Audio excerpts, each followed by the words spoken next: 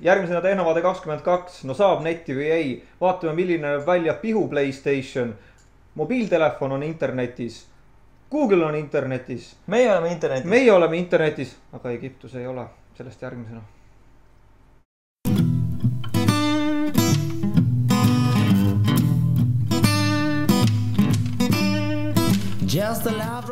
Ma olen tagasi. Täpselt nii ja on 22. Tehnovaate podcast, on 27. jaanuar ja mina olen Marko. Ja mina olen Heigo. Ja viimasel nädalal on väga palju räägitud just täpselt sellest, et mida kurat, miks Heiki tegi saadet. Ma räägin teile kohe üksipulgi ära niimoodi esimene punkt, teine punkt ja nii edasi. Räägin teile ära, miks mind ei olnud eelmine nädal saates. Põhjus on väga lihtne. Ma olin puhkusel. Suur tänu selle detailse seletuse eest ja väga detailseks lähevad ka meie järgmised teemad, nii et... Just täpselt. Nii et võtke mõnuga, võtke endale mugav isteasend, sättige silmad ekraani kõrgusele ja hoidke selg sirge, sellepärast et muidu... Hea rüht on alati hea. Hea rüht on alati hea. Just nii. Aga esimene teema, millest me täna räägime, on Google Voice. Jah, tegid sellise triki ära lõpuks, et Google Voice on nagu Skype põhimõtteliselt. On seotud sinu Google'i kasutajaga. Sellel on olemas, seda võib kasutada nii Macide, kõik mille peal, kaasa arvatud kõik telefoniplatvormid põhimõtteliselt. Alates Nokiate peal vist ei saa, Symbianile vist ei ma ei olegi päris kindel, võib-olla mingi kolmanda osapoole kaudu saab. Ja tegid triki sellise, et nüüd on sul võimalus oma telefoninumber sinna üle viia. Ehk siis... Maksad $20 jah. Ja räägid USA-st tasuta. Täpselt nii on. Muidugi räägime taaladest ja räägime USA-st tasuta rääkimisest. See tähendab seda, et Eestis ei toimi. Ja. Aga USA-st sa saad küll Eestis helistada ja see maksab sulle kõigest 28 USA senti. Mis on väga odav. Eurodesse ümber arvutatuna natuke väiksem number sente. Niisiis. Jah, et näeme seda, et tegelikult sellised digitaalsed sidevahendid nagu Skype ja mis iganes hakkavad üle võtma tavalist mobiiliturgu ja kõik hakkab interneti teel levima, et me juba seda telekaga oleme näinud, eks ju, et nüüd on nagu mobiilsides on see esimest korda selline samm tehtud. Ja kui me kuulame üha tihemini väljendit 4G ja LTE võrgud, siis karta on, et varsti käivad kõik asjad läbi interneti. Ei ole mõtet, see on kõige tõhusam viis, kuidas informatsioon edastada. Ja põhimõtteliselt, kui sul on kiire internetiühendus, sul ei ole vaja maksta eraldi telefonide eest, sul ei ole vaja maksta eraldi televiisori, mingi kaabli sidepakkujate eest, mida iganes. Aga rääkides sellest, kui palju inimesed peavad maksma ja rääkides sellest, et osad inimesed ei taha maksta ja osades riikides lihtsalt ei lasta neid asju kasutada, oleme me jõudnud Egiptusesse, kus Tuneesias oli Egiptuses, nüüd läks sassi mul natukene. Tuneesias olid rahutused, sealt edasi kandus asi Egiptusesse ja kuna suurem osa Egiptuses toimuvaid rahutusi oli korraldatud just Facebooki, Skype'i, Twitteri teel. No mõtle, kui lihtne on inimesi meil tehakse siin nalja, öeldakse, et sellised Facebooki grupid nagu Ansip on lammas ja kas see hapukurk saab rohkem hääli kui Savisaar ja siis okei. Vastaval kombel. Aga teistes maades kasutatakse ka seda märksa sükestel päevakajalistemal nagu eesmärkidel ja ärgitatakse inimesi mitte ainult üles, vaid ka lihtsalt teavitatakse neid erinevatest sellistest poliitilistest aktsioonidest. Aga lähme nüüd natuke lõbusamate teemade juurde. Räägime sellest, et Samsung, kes lasi välja just hiljuti väga palju igasugused väga lahedaid telefone alates Nexus S-ist ja natukene enne seda tuli ka Galaxy S. Mis on praeguseks müünud muide 10 miljonit vähemalt. See on hullumaja. Jah, 7 kuuga 10 miljonit telefoni. Ulme! Aga nüüd nemad mõtlesid, et kuna see Galaxy S ja Samsung S ja Nexus S, mitte Samsung S, maksavad kõik umbes täpselt 9000 krooni. Jah, eks siis nad 7000, 8000, midagi sukest. Nad on kõik selles kõrgklassis nii-öelda, eks ju, et nad ei ole sellist odavat telefoni Eestis peale selle Lotte telefoni ja paari mingi SGH. Ja meil oli üks ka saates siin on ju, et see valik on tegelikult kesine olnud, eriti teiste tootjate seas. Ja Samsungil ka võib-olla seal 1-2 mudelit on ju. Siis arvasid, et kuna Android on tasuta operatsioonisüsteem ja neil on rauasüsteemid on valmis loodud, et siis teeks siuksed telefonid. Jaa. Nimesid meil küll nende nimetada ei ole, aga me teame seda, et need on ekraani suurustega 3,1 kuni 3,4, ei 3,5 alates siis 3,5 siit poolt ja 3,1 ja väiksesse otsa. See on põhimõtteliselt sarnane Lotte telefonile, kui te teate. Lotte telefon on väga nummi telefon. Ärge seda ostke, kui te tahate telefoniga käia kuskil mujal kui ema juures helistamas. Protsessorite kiirused nendel siin on 600 kuni 800 MHz samuti, alates 800 siit kuni 600 siia. Ja kõik see kastub ka hinnas. Hetkel veel ühtegi hinda teada ei ole. Armani ja Prada tulid ka uute telefonidega välja. Need maksavad tunduvalt rohkem kui need. Ma võin sellest kindel olla. Kui neil on ennem olnud ainult sellised tavalised telefonid selliste disainidega, siis nüüd on ka nende nutitelefonide. Suur ekraan, palju läikevat pinda ja bling. Bling on alati hea. Rääkides blingist, kellel on PlayStation kodus? Nii, kuulsin, nägin mõnda kätt. Võt nüüd enam, ja kes on mänginud kunagi PSP-ga, see pihu PlayStation. Nüüd nad pookisid sellele pihu PlayStationile küll kõige telefoni. Jah, see on PSP Portable tegelikult. Nad panid sinna juurde telefoni. Ja, et see on siis Sony Ericssoniga koostöös, selline asi tuleb välja. Täna oli suur PlayStationi üritus ja nad küll rääkisid ka, meil saates juba tuleb jutuks uus PSP. Väike sneak peek.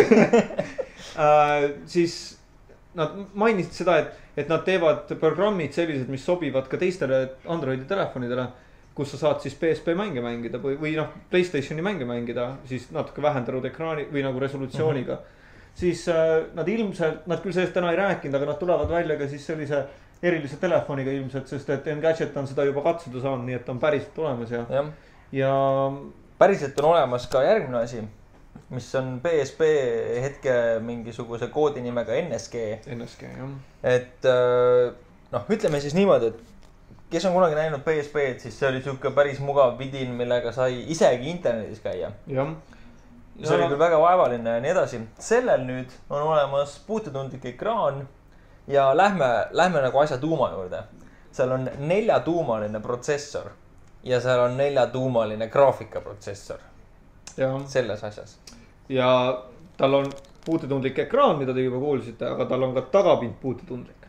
Jaa, 2,5 sõrmede all on siuksed puututundlikud pinnad, mida te näete siin, kui tume pilt. Aga selle pildi peal on näha.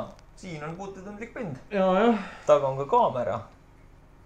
Ja ma ei mäleta, kas ees oli ka kaamera. Ees vist oli ka kaamera. Ühesõnaga väga hull vidin, mis tuleb varsti välja. Üks suur miinus. Räägi mulle miinusest.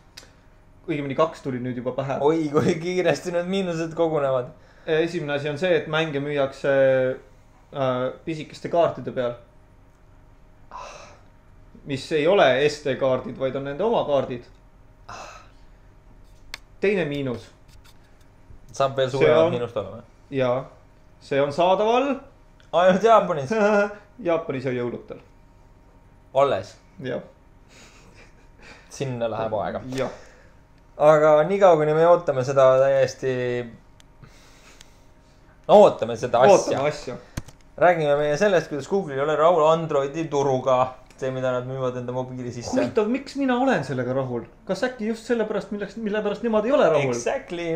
Oi. Google'ile ei meeldi, et kõik vajalikud rakendused on inimestele tasuta kätte saadavad. Ehk siis Apple koorib ja nöörib ja tõmbab inimestelt raha rahakotist või siis krediitkaardi pealt välja. Ja kes on Androidi rakenduste poes kunagi ringi ja jalutanud, siis näeb, et kõik on tasuta.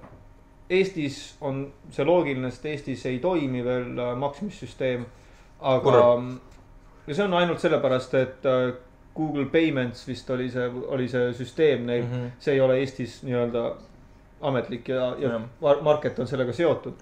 no see oli samamoodi nagu alguses, kui iPhone tuli, siis oli ka see, et mina kirjutasin ennast kuskile USA hotelli sisse, et saada mingisugused application'id. No täpselt, et Eestis on see loomulik, aga ka mujal, kus on võimalus sellele, siis see osakaal on nagu hästi pisike nendel tasulistel programmidel võrreldes näiteks iPhone'iga. Et suurem osa selliseid programme, mida sul vähegi vaja on, ala Google ise on teinud valmis juba nii palju programme, et sa ei oskagi midagi muud tahta enam. Nii et väga õpetlik sõna, et kui te ei taha igasuguste tavaliste programmide eest maksta, siis valige Android. Aga kuna Google meil siin juba jutuks oli, siis räägime ka sellest, et Google pakub sellist võimalust, et sa saad enda e-mailid ja G-Talk ehk siis G-kõned ja mis on põhimõtteliselt sama, mis MSN. Või Google Voice. Või Google Voice. Ilma hääleta. Vist. Jah. Suunata enda desktopi peale, et sa ei pea isegi nagu internetti samal ajal lahti hoidma, lihtsalt see tuleb sul kuvatakse sinu desktopi peale. Ühesõnaga, kui te olete Chrome'i user, siis te või Chrome'i kasutaja, miks mul inglise keel tuleb? Sa ütlesid Chrome. Selge. Kasutad Chrome. Kui sa kasutad Chrome'i veebilehitsejat, just. Siis sa võid kõigile oma sõpradele, kes seda ei tee, näidata vaata, mis mul on, sellepärast, et see ei toimi mitte ühegi teise brauseri peal praegu. Aga põhimõtteliselt siis, kui tuleb uus email või tuleb teil uus vestlus, kui te olete Gmaili sisse logitud, siis teeb sellise väikse nagu MSN-i laadse. See ei ole reaalne suurus. Tegelikult on see palju väiksem. Aga tegelikult läheme uudiste juurde ka. Uudis on selline. Vaadake selja tagant. Kas teie olete vahel võtnud kätte USB pulga, toppinud seda ühtepidi arvutisse, toppinud seda teistpidi, kumbagi pidi taha minna ja sa vastasid ikka, et esimest pidi või oli õiget pidi? Mina olen. Kas sina ka? Jaa. Aga meil on lahendus. Meil ei ole.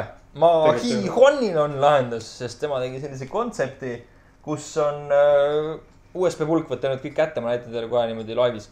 Võtate USB asenduse kätte ja mul on see siin. Ma ei julgenud ära tõmmata, muidu oleks midagi juhtunud. Vale asi oleks. Siin on selline pisike valge asendus ühel pool.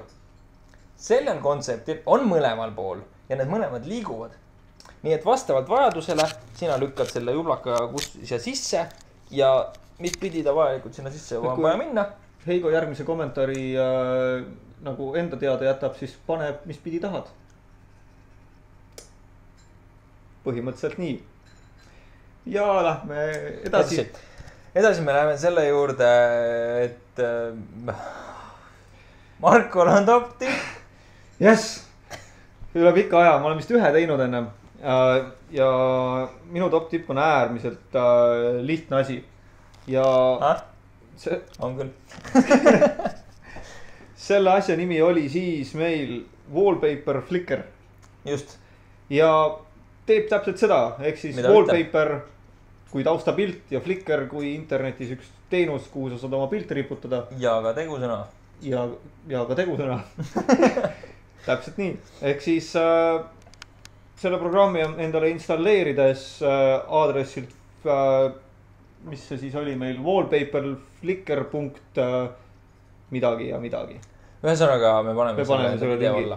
Siis teil on võimalus ära määratleda siin, millise märksõna alusel, missuguseid pilte te soovite, mis teile meeldib, näiteks Sunset või näiteks Tehnovaade. Cats või Tehnovaade, ma ei usu, et seal väga palju neid tulemusi. Paneme enda pildi sinna. Ja siis üks pilt kogu aeg. Okay.